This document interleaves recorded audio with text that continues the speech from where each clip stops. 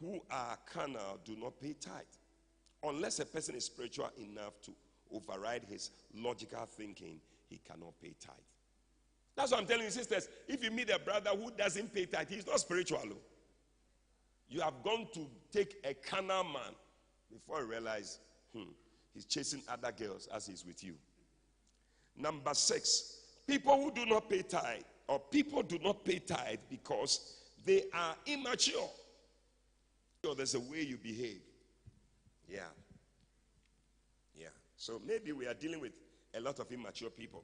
The Bible has 2 types of teachings. The teaching, that one is easy. They like that one and they are shouting and they are jumping. But when they bring the meat teaching, you have to pay your tithe. This one, Pastor, you were not led. But when he was speaking, as he received, there are some people you have been drinking milk. At a point, every child, he starts demanding for meat. You see that when the mother is chewing the meat, he also wants some of the meat. But you want to drink milk. You have drank milk, son. Oh, your teeth are not.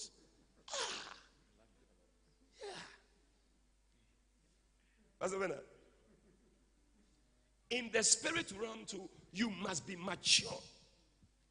Don't be somebody who always likes, when you come to church, there must not be anything about sacrifice, about giving, about something that you will lose. No. It must always be something that I will gain.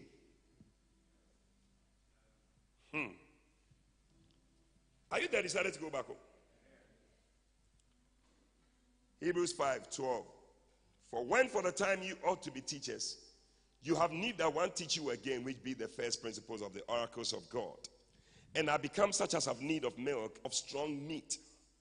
For strong meat belongeth to them that are of full age, even those who by reason of use have their senses exercised to discern good and evil. You must get to the point where you can discern between the two.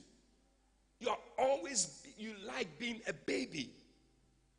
Grow up. Become mature. Pay tithe. If you are not paying tithe, you are still a baby in Christ. And sometimes you'll be amazed that even pastors don't pay tithes. People in there who don't pay. That is why I'm teaching you. But I'm not teaching you so that you anyway, if it's also you too, you change coolly.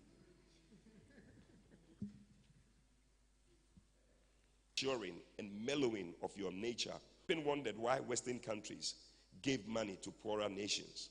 But as I matured, I realized there were many reasons why a rich nation would give money to a poor country.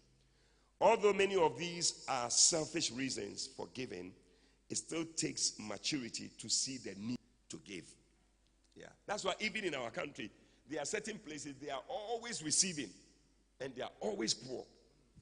Yeah, there are parts of this country that we are in that they are always waiting for inflows.